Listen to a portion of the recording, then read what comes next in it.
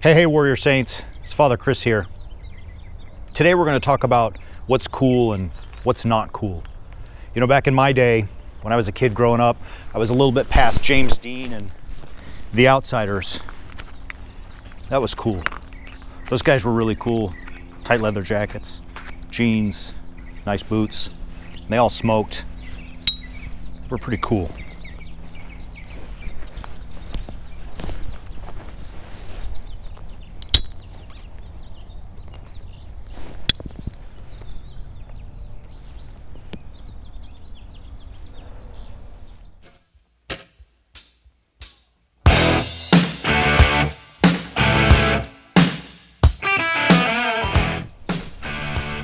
Oh my God!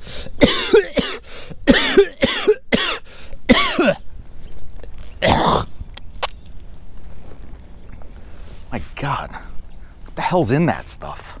That's terrible. That was terrible. It tasted awful. Like, I don't know why anybody would put that into their mouth and put that into their body. I mean, just because somebody else told you that was cool, doesn't make any sense to me. There's a great movie called Memoirs of an Invisible Man, early 80s, with Chevy Chase and Daryl Hannah in it. And in the movie, it's just a simple story of wrong place, wrong time. A guy goes in, government's testing a new weapon, he gets zapped and he becomes invisible. And the CIA wants to track him down to use him as a spy. I mean, like, you can't see the guy, so he could be a great spy. The rest of the movie, he's running away to get away, save the girl, get the girl, save the day, and, you know, all that good stuff. Interesting moment in the movie, and I really encourage you guys to watch this movie. There's an interesting moment where he's invisible, so you can't see him, and you see a cigarette kind of bouncing up and out of, you know, the ether, and it plops itself in an imaginary mouth. Then you see a match, again, no hand holding the match, and it lights the cigarette, and you can tell that the idea is that he is inhaling the cigarette. He's taking the first drag on the cigarette, and when he does so, even with terrible CGI in the 80s, you can see fabulous imagery of the smoke entering the mouth, the throat, the esophagus, and then it goes into the lungs. And the lungs appear out of nowhere in the form of this vapor of smoke. And then as he exhales, you see the smoke being forced out of the lungs, back through the throat, out the mouth. And as that happens, it all disappears and goes back to invisible. When I saw that, I said to myself, dude, that is brutal. That someone, that I even would put that inside my body. Last time I ever smoked a cigarette. Today, there's a new kind of smoking. It's called an electronic cigarette or an e-cigarette, more commonly known as vaping. And what vaping is, it's a little device, and it heats a liquid up into an aerosol form, which is often called the vapor, right, where you get vaping from. And so in this e-cigarette, this electronic cigarette that heats this fluid, which is called e-liquid, creates a new type of smoking. And really, you know, we've done a lot of research and gone around to vape shops and asked about these e-cigarettes. And there are 4 things in these cigarettes. I think it's important that we know them. The first thing inside the e-liquid used in an e-cigarette is vegetable glycerin. This is just an oil, little sweet taste to it, and it comes from vegetables. The second thing in e-liquid is propylene glycol, and that's the stuff that makes it go into a mist. This is commonly used in inhalers and other type of aerosol medications that people use. The third thing in e-liquid, and this is the one that kind of freaks me out, are the flavorings. And they don't really know or really tell you what it is. I mean, it's blue, it's green, it's yellow, sometimes it's red, it's brown. This is a chemical-based concoction that gives the flavor of the e-cigarette. And the fourth thing, and contrary to what many people think or what many people have been told, the fourth thing in e-liquid is nicotine. And nicotine is the chemical that makes cigarettes addictive.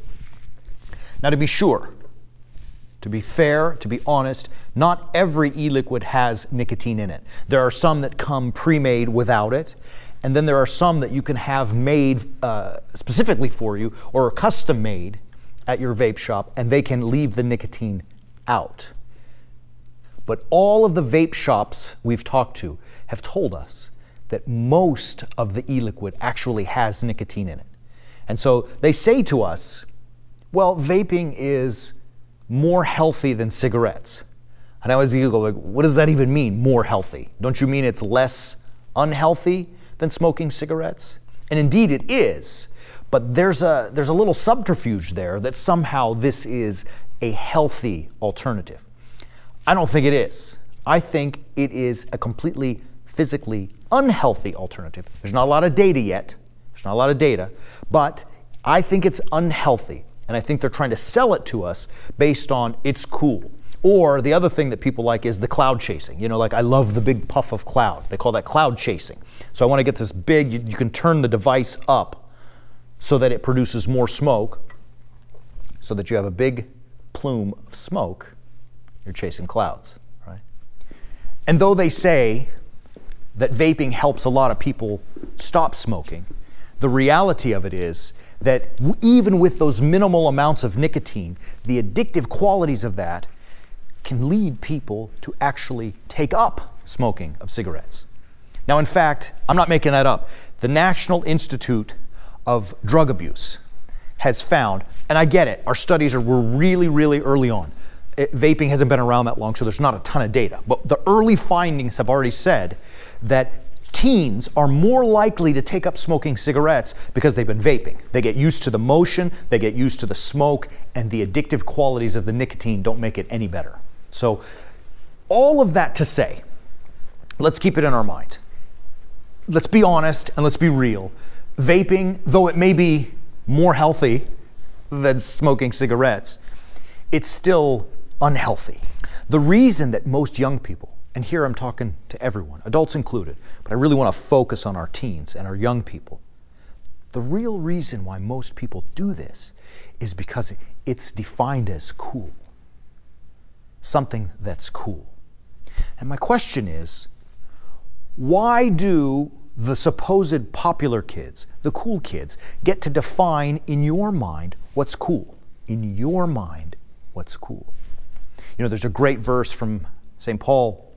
He goes right after this in Romans chapter 12, verse 2. Now, obviously, St. Paul is not talking about e-cigarettes. They didn't exist at the time, right? But the message is still the same, and the message is there. He says, do not be conformed to this world, but be transformed by the renewing of your mind. You don't have to be like the world. And even though the supposed popular kids are doing it, does that mean what they think is cool has to be what you think is cool? Do they get to decide in your mind what's cool?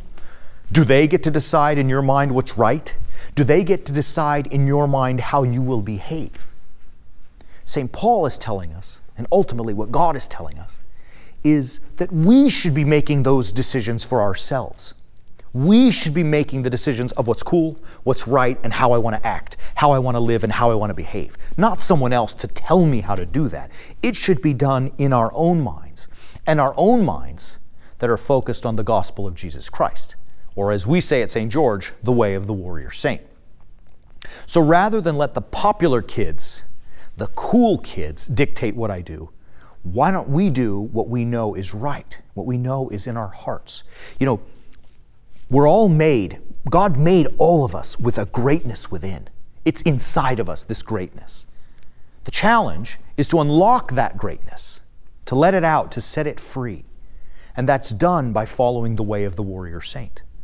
And so as you journey in life, becoming a young man, a young woman of Christ, a warrior saint, that you have your own minds transformed so that you think for yourself. Not the world telling you how to think, not the supposed cool kids telling you how to think, but you think in your own mind and release, unlock that greatness that's inside of you.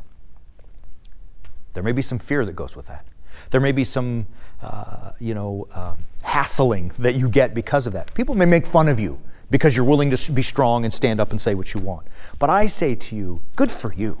I say that when you do this, you are actually the cool kid. You are actually the one who is strong, who is fierce, who uses his own or her own mind. And I promise you this, I'm telling you, if you do that, The other people will see that and quickly want to emulate you. Other kids will see that and want to be like you, right?